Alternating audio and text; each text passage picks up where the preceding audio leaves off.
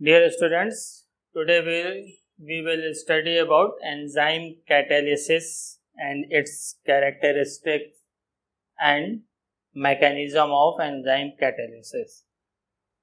आज हम लोग इस लेक्चर में पढ़ेंगे एंजाइम उत्प्रेरण और उसकी कैरेक्टरिस्टिक्स, एंजाइम उत्प्रेरण की विशेषताएं और उसकी क्रियाविधि। तो सबसे पहले एंजाइम, व्हाट आर एंजाइम। तो जितने भी एंजाइम होते हैं वो नाइट्रोजनस कॉम्प्लेक्स ऑर्गेनिक कंपाउंड होते हैं। ऑल एंजाइम्स आर कॉम्प्लेक्स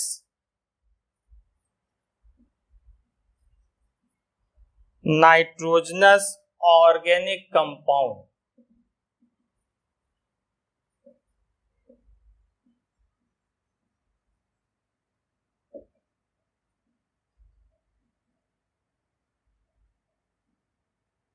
यानी ये सब नाइट्रोजन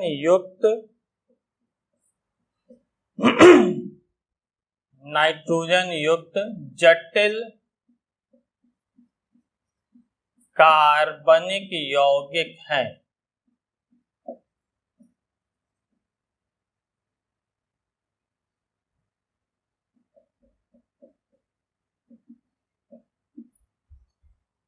और ये कहाँ पे बनते हैं? They are produced in living plants and animals. इनका निर्माण जीव जंतुओं और पेड़ पौधों द्वारा किया जाता है। यानी ये बनाएगा कौन इसको? प्रोड्यूस्ड बाय, यानी निर्माणकर्ता इसका कौन होगा? ये होंगे लिविंग प्लांट्स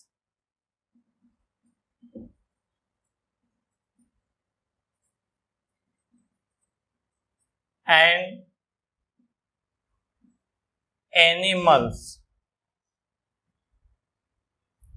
यानी ये जंतु तथा पेड़ पौधों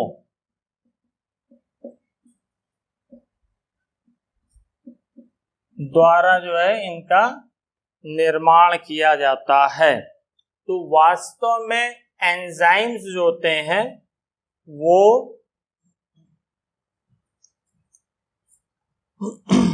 वास्तव में enzymes are actually high molecular mass protein molecules. तो एंजाइम्स जो होते हैं वो हाई मॉलिक्यूलर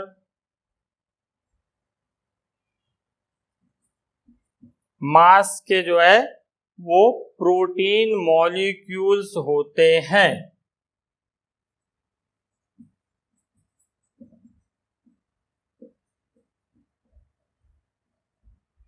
यानी एंजाइम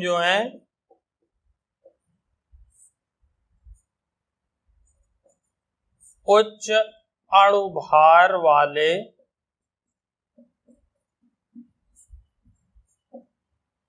प्रोटीन अणु होते हैं।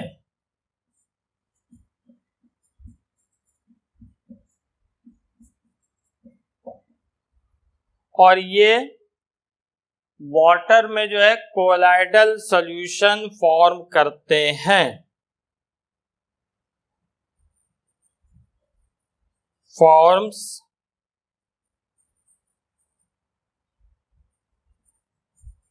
colloidal solution in water। और ये जल में कोलाइडी विलयन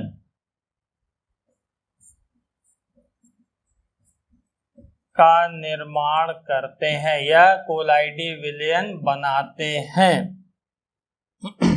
तो ये बहुत सी बायोकेमिकल रिएक्शन को कैटेलाइज करते हैं और बहुत सी ऑर्गेनिक रिएक्शंस को भी ये कैटेलाइज करते हैं। इसीलिए जो है, और जो इसके साथ साथ जो है वो numerous reaction in bodies of animal, जीव जंतुओं के शरीर में जो है ये बहुत सी केमिकल रिएक्शन को, रासायनिक अभिक्रिया को उत्प्रेरित करते हैं। इसीलिए इनको जो है बायोकेमिकल कैटलिस्ट भी कहा जाता है। इसी कारण जो है इनको जैव उत्प्रेरक भी कहा जाता है।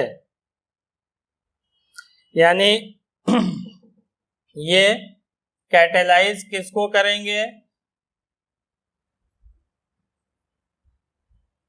एंजाइम कैटेलाइजेज किसको? पहली चीज तो जो है बहुत सारी अभिक्रियाओं को, न्यूमरस रिएक्शंस, इसके साथ साथ किसमें ये न्यूमरस रिएक्शन कहाँ होंगी? जो नेचुरल प्रोसेस से कनेक्टेड होंगी। यानी ये कनेक्टेड टू नेचुरल प्रोसेस।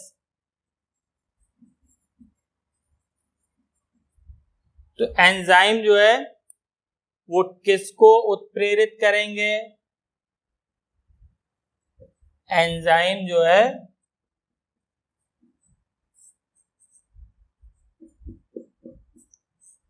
किसको ये उत्प्रेरित करेंगे? बहुत सी अभिक्रियाओं को, और खास तौर पे किसमें?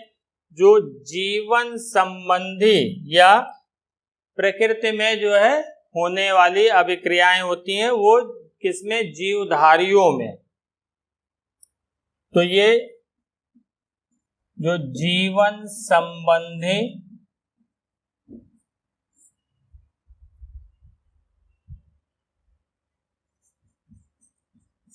रासायनिक अभिक्रियाओं को जो जंतु तथा मनुष्य के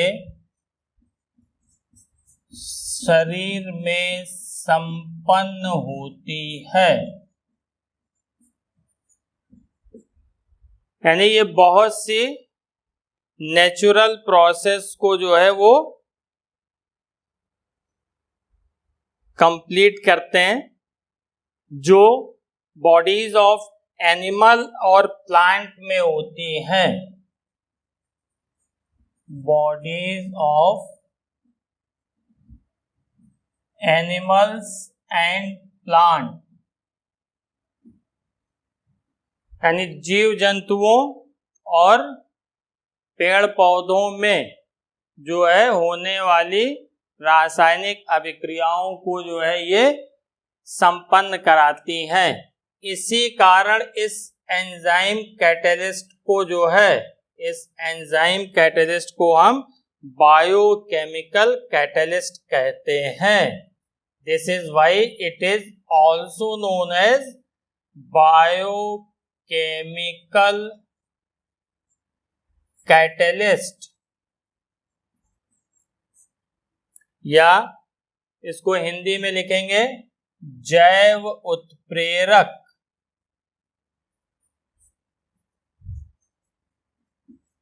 इसी कारण जो है, चूंकि ये पेड़ पौधों और जंतुओं के शरीर में जो है होने वाली बहुत सी रासायनिक अभिक्रियाओं को कंप्लीट करते हैं, संपन्न करते हैं, इसीलिए इनको जैव उत्प्रेरक कहा जाता है। अब यहां से देखिए एंजाइम क्या है। Enzymes are complex nitrogenous organic compound which are actually found in living plants and elements and animals and are high molecular mass protein molecules. They form colloidal solution in water. They catalyzes numerous reaction connected to natural process, that is bodies of animals and plants. Therefore they are known as biocatalyst and the phenomena is known as biocatalysis. Enzyme जो होते हैं nitrogen युक्त जटिल कार्बनिक यौगिक होते हैं जो जीवित जंतुओं और पेड़ पौधों द्वारा प्राप्त होते हैं। वास्तव में ये उच्च अणुभार वाले प्रोटीन मॉलिक्यूल होते हैं जो जल में कोलाइडी विलयन बनाते हैं। ये बहुत सी अभिक्रियाओं में उत्प्रेरक का कार्य करते हैं। विशेषता जो जीवन संबंधी अभिक्रियाएं यानी जो जंतुओं और पेड़ पौधों में अभिक्रियाएं संपन्न होती हैं, इसी कारण इनको जैव उत्प्रेरक कहा जाता है और यही जो रिएक्शन होती है वो जैव उत्प्रेरण कहलाती है, बायोकैटालिसिस। तो इतनी चीज थी व्हाट आर एंजाइम्स। अब इसके कुछ एग्जांपल्स देखिए।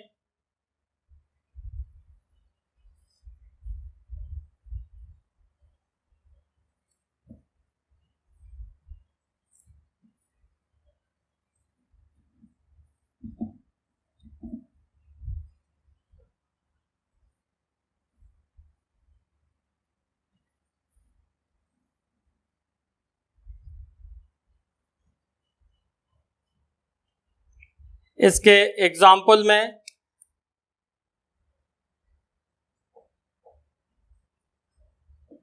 इन्वर्जन ऑफ केन शुगर, गन्ने की शर्करा का प्रतिलोपन,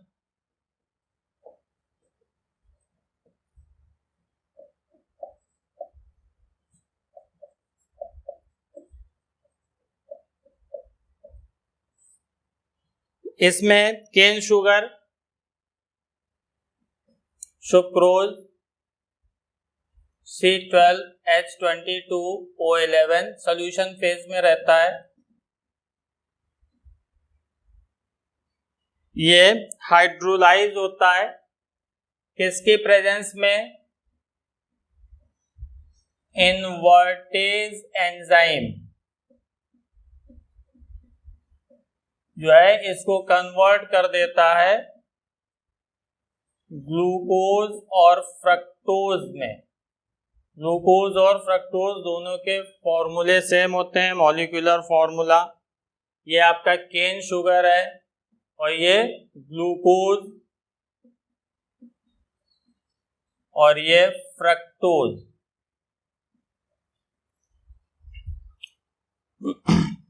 इसी तरह से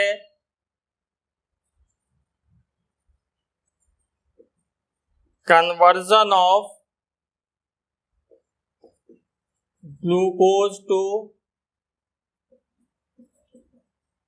ethanol, ग्लूकोज सॉल्यूशन को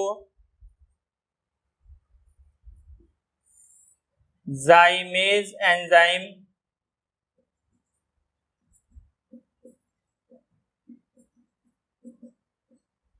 जो होता है वो एथेनॉल और कार्बन डाइऑक्साइड में कन्वर्ट कर देता है, एथिल अल्कोहल और कार्बन डाइऑक्साइड में।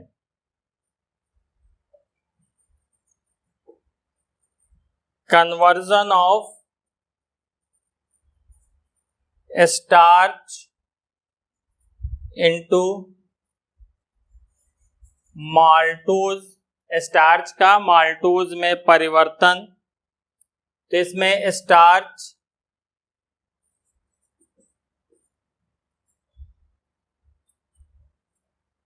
इसका जो सॉल्यूशन होता है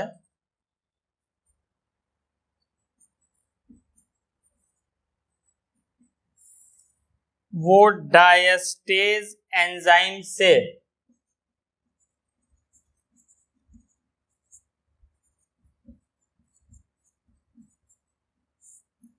डायस्टेज एंजाइम जो है इस स्टार्च को माल्टोज में कन्वर्ट कर देता है।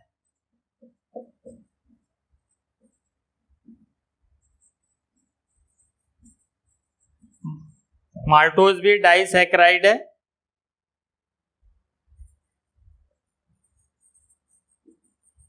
Conversion of maltose into glucose,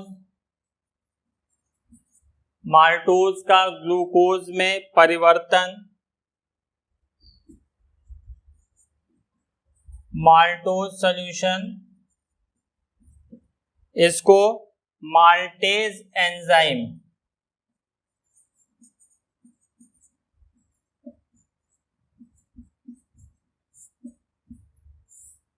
maltase enzyme जो है वो ग्लूकोज में कन्वर्ट कर देता है।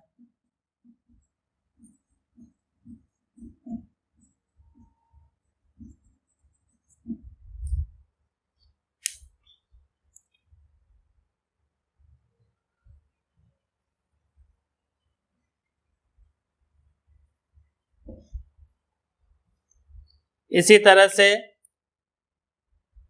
डिकम्पोजिशन ऑफ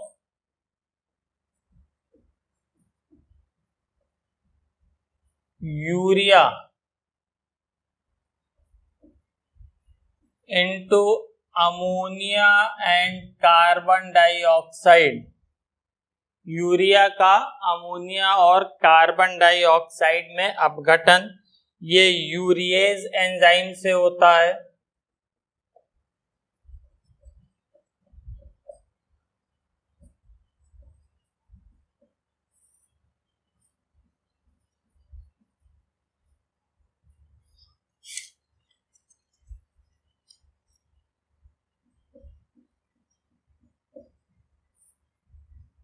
यूरेज एंजाइम जो है इसको अमोनिया और कार्बन डाइऑक्साइड में कन्वर्ट कर देता है। इसी तरह से conversion of ethanol to ethanoic acid,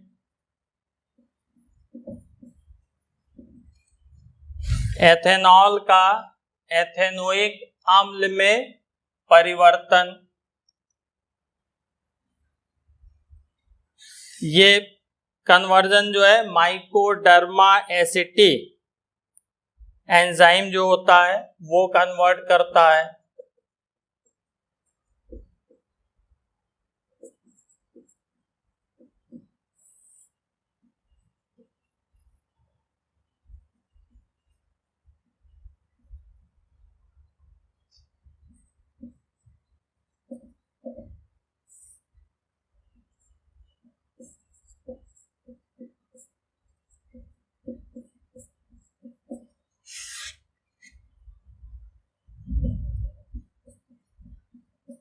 Mycoderma एसिटी, इसको एसिटिक एसिड में या एथेनोइक एसिड इसमें कन्वर्ट कर देता है। इसी तरह से स्टमक में जो है पेप्सिन एंजाइम जो है वो प्रोटीन को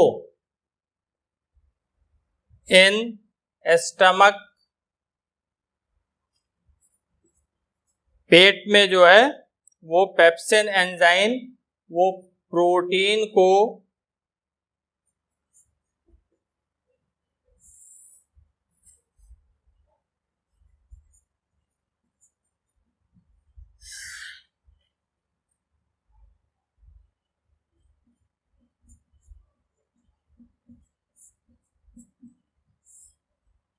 ये पेप्टाइड में कन्वर्ट कर देता है।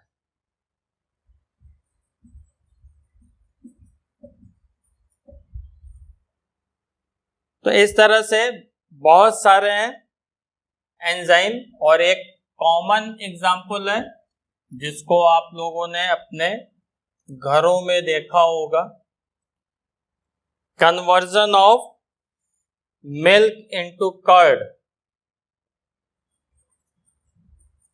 Conversion of milk into curd, दूध का दही में परिवर्तित होना, यानी मिल्क जो है वो कर्ड में, दही में परिवर्तित हो जाए। तो ये कन्वर्जन किससे होता है, किस एंजाइम की वजह से? सभी लोग जानते हैं ये कन्वर्जन जो होता है लैक्टिक बेसिली एंजाइम के कारण होता है। इसमें जो एंजाइम रिस्पॉन्सिबल है इस कन्वर्जन के लिए वो लैक्टिक बेसिली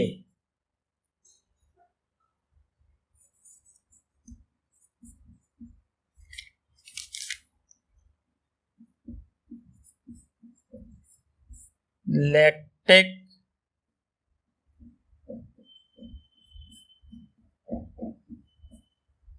बेसिली एंजाइम जो है वो मिल्क को कर्ड में कन्वर्ट कर देता है।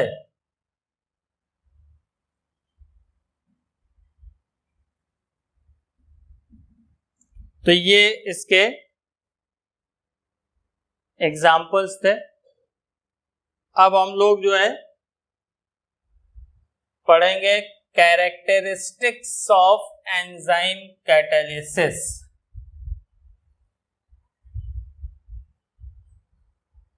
एंजाइम उत्प्रेरण की विशेषताएं।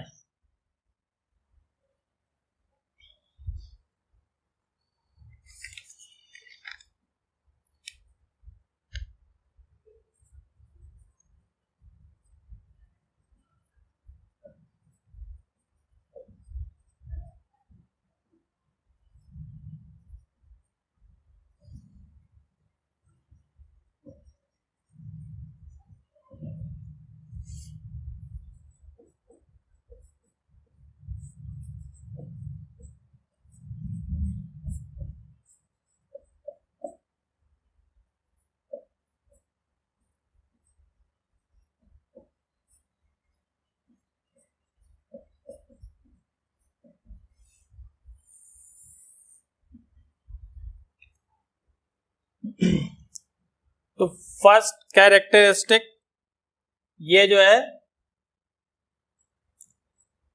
मोस्ट इफिशिएंट कैटलिस्ट है।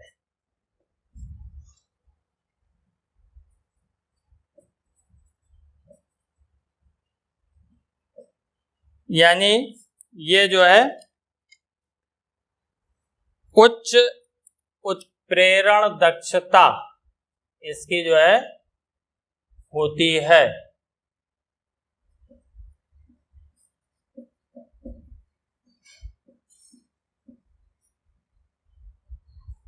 तो ये जनरली जो होती है, जो इनऑर्गेनिक सब्सटेंस होते हैं, अकार्बनिक पदार्थ होते हैं, उनसे जो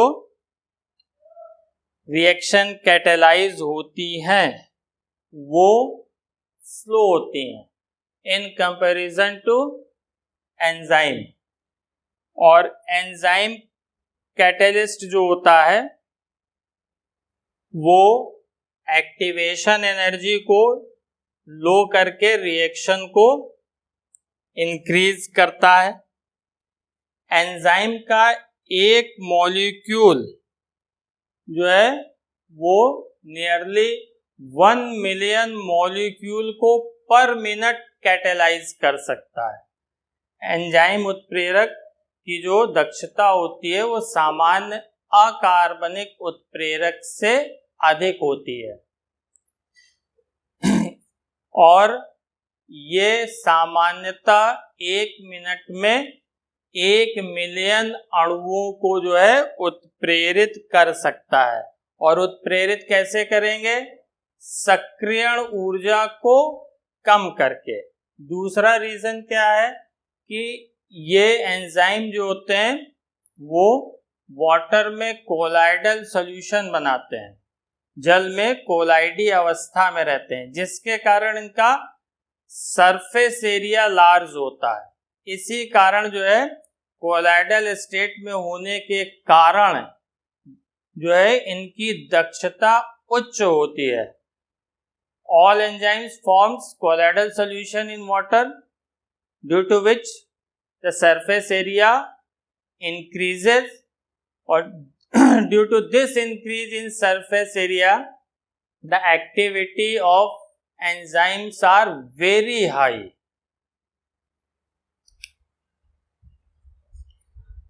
Second, इसकी characteristics, high specific nature,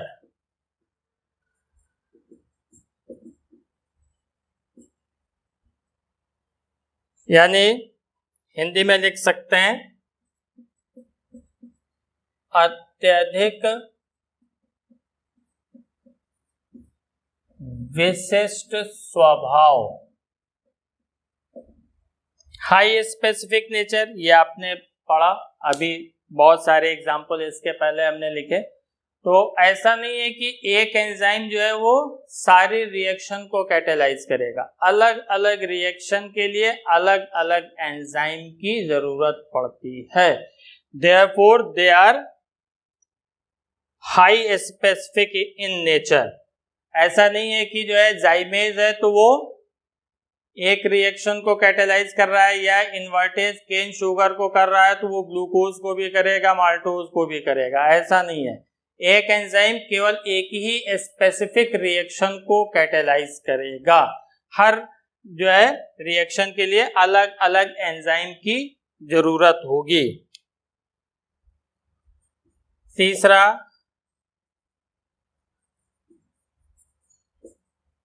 temperature dependence.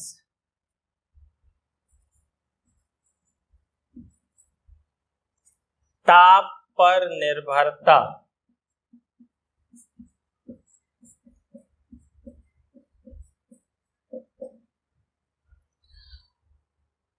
Enzyme की जो एक्टिविटी होती है वो फास्ट होती है एक पर्टिकुलर टेम्परेचर पे।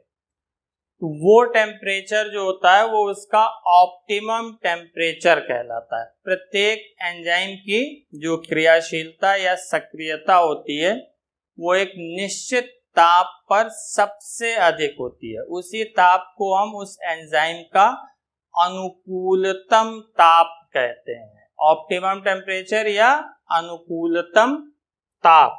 तो इसकी जो एक्टिविटी होगी वो उच्च होगी एट किस पर? Optimum temperature. एक पर्टिकुलर टेम्परेचर पर, इस टेम्परेचर को हम कहते हैं अनुकूलतम ताप, यानी इसकी एंजाइम की सक्रियता अधिक होगी।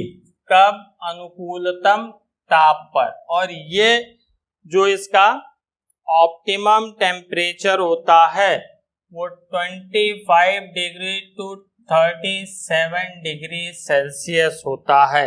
ये आप जानते हैं ह्यूमन बॉडी का जो है टेम्परेचर जो है 37 डिग्री सेल्सियस होता है, और ह्यूमन बॉडी के अंदर जितनी भी रिएक्शंस होती हैं अंदर वो सब एंजाइम्स द्वारा ही जो है कंप्लीट की जाती हैं। तो मैक्सिमम एक्टिविटी जो है इसकी 25 से 37 डिग्री सेल्सियस पे होती है एट वेरी लो टेम्परेचर और at very high temperature their activity decreases and above 70 degree Celsius its activity is destroyed. बहुत कम ताप पर या बहुत अधिक ताप पर इसकी सक्रियता कम हो जाती है, और 70 डिग्री सेल्सियस जो है ताप तक जो है इसकी एंजाइम की सक्रियता शून्य हो जाती है, यानी इसकी एक्टिविटी जो है वो लो होगी। कब? At low temperature and at very high temperature, यानी इसकी सक्रियता जो है वो कम होगी, बहुत कम ताप और बहुत अधिक ताप पर, और 70 डिग्री सेल्सियस पर जो है इसकी एक्टिविटी जो होती है वो 0 हो जाती है, इसकी सक्रियता शून्य हो जाती है। तो ये टेम्परेचर डिपेंडेंस भी है, ताप पर इसकी निर्भरता है। बहुत हाई टेम्परेचर या बहुत लो टेम्परेचर पर इसकी एक्टिविटी खत्म हो जाती है।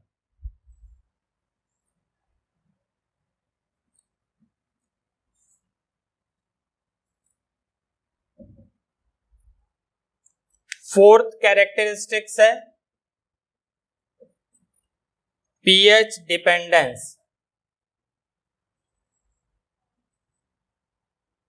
पीएच पर निर्भरता।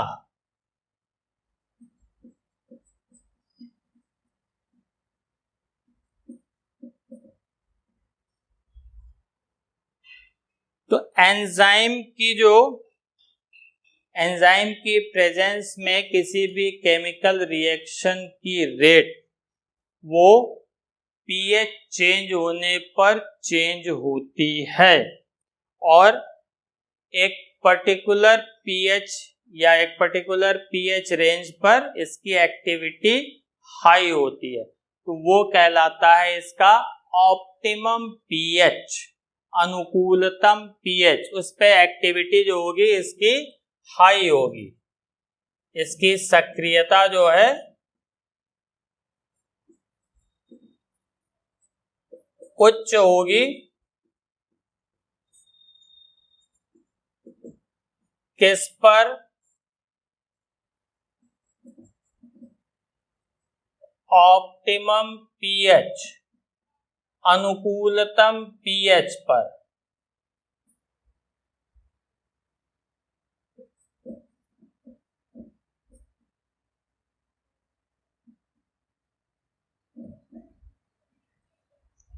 ऑप्टिमम पीएच पर जो है इसकी एक्टिविटी सबसे हाई होती है, और ये ऑप्टिमम पीएच जो है वो 5 to 7 माना जाता है। और ये आप जानते हैं कि ह्यूमन बॉडी का जो पीएच होता है वो 7.4 होता है। ह्यूमन बॉडी में जो एंजाइम से जो रिएक्शंस कंप्लीट होती हैं वो सब 7.4 पीएच पे होती हैं।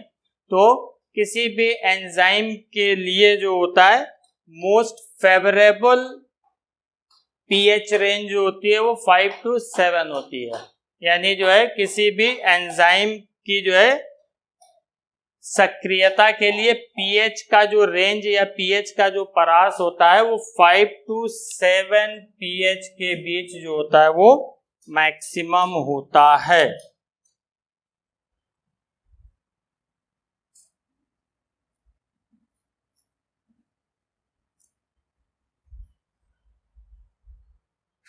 नेक्स्ट जो है इसकी characteristics, fifth characteristics, no effect on equilibrium state.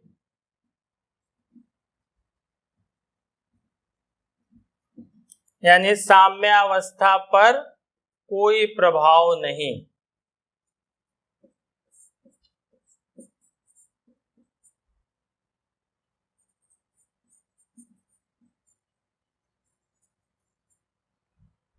तो जनरल कैटलिस्ट की तरह, सामान्य उत्प्रेरक की तरह ये भी इक्विलिब्रियम स्टेट को जो है अफेक्ट नहीं डालता है, इक्विलिब्रियम स्टेट पर जो है कोई प्रभाव नहीं डालता। वो जिस रेट से फॉरवर्ड रिएक्शन को बढ़ाएगा उसी रेट से बैकवर्ड रिएक्शन को भी बढ़ाएगा। तो इक्विलिब्रियम स्टेट पे इसका कोई इफेक्ट नहीं पड़ता है।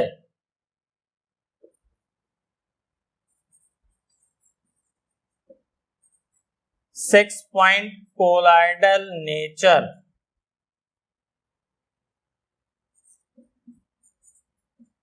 कोलाइडी स्वभाव। तो ये एंजाइम जो होते हैं वो वाटर में कोलाइडल सॉल्यूशन फॉर्म करते हैं। ये जल में जो है कोलाइडी विलयन बनाते हैं। इसी के कारण इनकी एक्टिविटी जो होती है वो हाई होती है, इनकी सक्रियता जो होती है वो उच्च होती है। कोलाइडल नेचर होने के कारण, कोलाइडी स्वभाव होने के कारण इनका सरफेस एरिया लार्ज होता है। कोलाइडी नेचर के कारण जो है, कोलाइडी स्वभाव के कारण इनका पृष्ठ क्षेत्रफल बहुत अधिक होता है, इसीलिए अधिक एडजॉर्प्शन होता है। लेकिन इसमें एक चीज है, इफिशियंसी जो है वो डिक्रीज कर जाती है इनकी इन प्रेजेंस ऑफ इलेक्ट्रोलाइट। इनकी जो दक्षता होती है वो विद्युत अपघट्य की उपस्थिति में घट जाती है। क्यों? इलेक्ट्रोलाइट इसका कोएगुलेशन कर देते हैं, स्कंदन कर देते हैं, और इसके साथ साथ जो है यूवी लाइट की प्रेजेंस में जो है इनकी एक्टिविटी डिक्रीज कर जाती है या डिस्ट्रॉय हो जाती है। पराबैंगनी किरणों की उपस्थिति में इनकी सक्रियता या तो कम हो जाती है या बिल्कुल ही नष्ट हो जाती है। तो ये कोलाइडी स्वभाव के कारण होने के कारण जो है ये जो होते हैं हाईली एक्टिव होते हैं, अत्यधिक सक्रिय होते हैं, लेकिन इसकी जो एफिशिएंसी होती है, efficiency of enzymes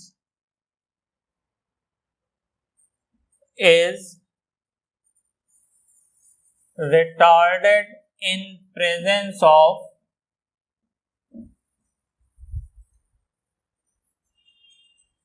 large quantity of electrolyte, यानी विद्युत अपघट्य की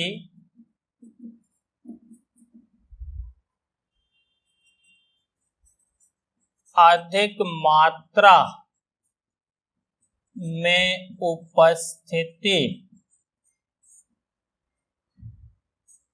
के कारण इनकी दक्षता कम हो जाती है या कम होने लगती है। और इसके साथ साथ जो है ये एंजाइम्स जो होते हैं आर डिस्ट्रॉयड बाय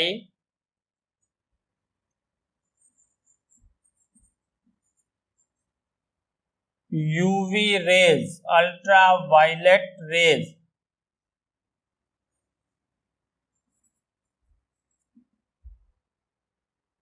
यानी पराबैंगनी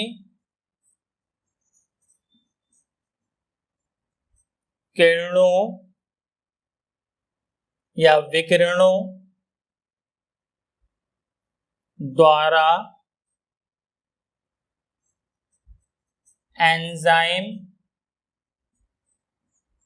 नष्ट हो जाते हैं। नष्ट हो जाने का मतलब हुआ कि इनकी इफिशियंसी डिस्ट्रॉय हो जाती है, इनकी दक्षता जो होती है वो समाप्त हो जाती है।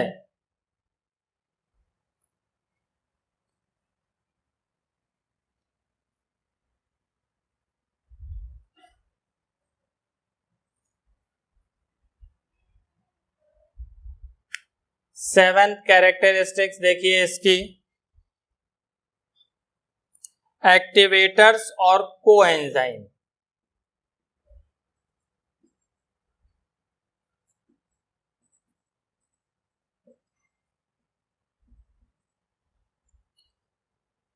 इसको कहेंगे सक्रियक या वर्धक या सह एंजाइम। तो कुछ सब्सटेंस है, certain substances increases the activity of enzyme. So these substances are known as activator. कुछ पदार्थ जो एंजाइम की सक्रियता को बढ़ा देते हैं वो सक्रियक या वर्धक या सह एंजाइम कहलाते हैं। तो ऐसे सब्सटेंस जो इसकी एंजाइम की एक्टिविटी को इंक्रीज करेंगे, ठीक, यानी substance which increases the activity of enzyme, पदार्थ जो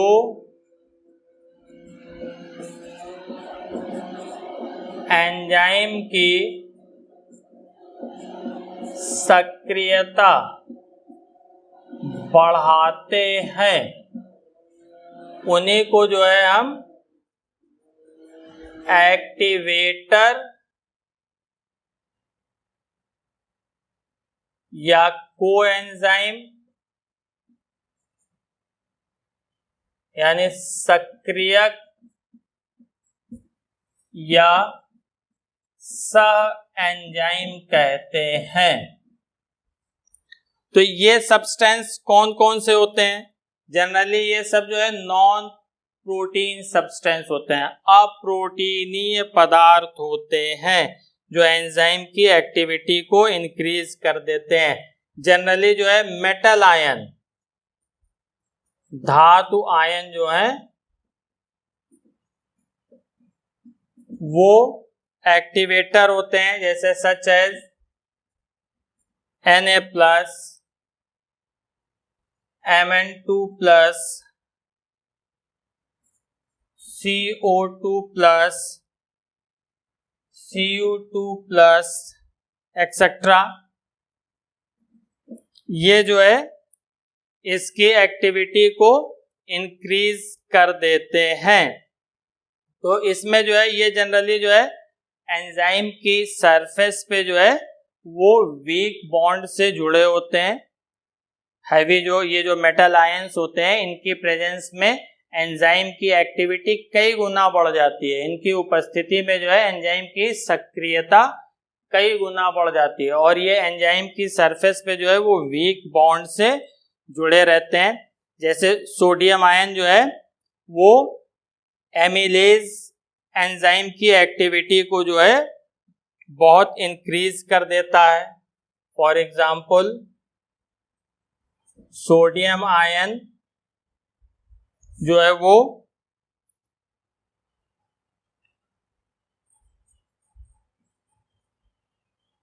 एमिलेज एंजाइम जो है इसकी एक्टिविटी को जो है वो बहुत बढ़ा देता है।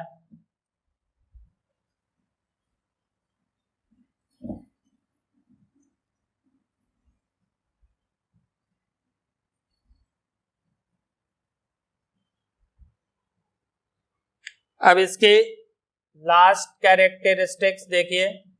एर्थ इनहिबिटर्स एंड पॉइजन्स, मंदक तथा विष।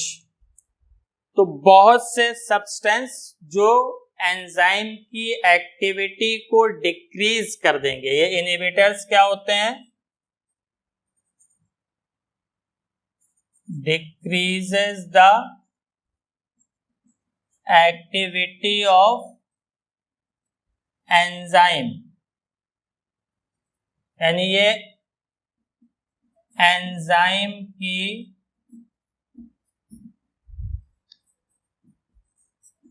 सक्रियता को घटा देते हैं। कभी कभी तो ये एंजाइम जो है वो इसकी एक्टिविटी को जो है वो डिस्ट्रॉय भी कर देते हैं। तो बहुत से सब्सटेंस हैं जो उसकी एक्टिविटी को डिक्रीज कर देते हैं, जैसे for example hydrogen cyanide, hydrogen sulphide, carbon disulphide और हैवी मेटल आयन, भारी धातु आयन,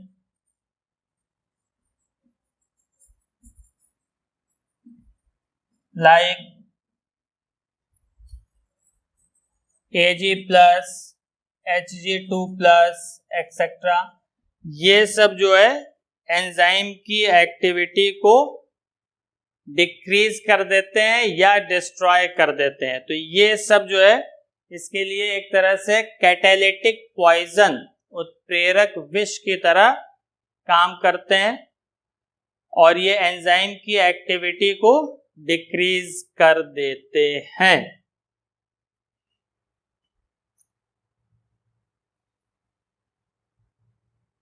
इतनी चीज आप लोगों को समझ में आई होगी। अब इसकी मैकेनिज्म नेक्स्ट वीडियो में बताएंगे, क्योंकि वीडियो बहुत लंबा हो जाएगा, इसलिए मैकेनिज्म और इंडस्ट्रियल यूज के जो कैटलिस्ट हैं उनके बारे में जो है नेक्स्ट वीडियो में आप लोगों को बताएंगे। Thanks for watching this video.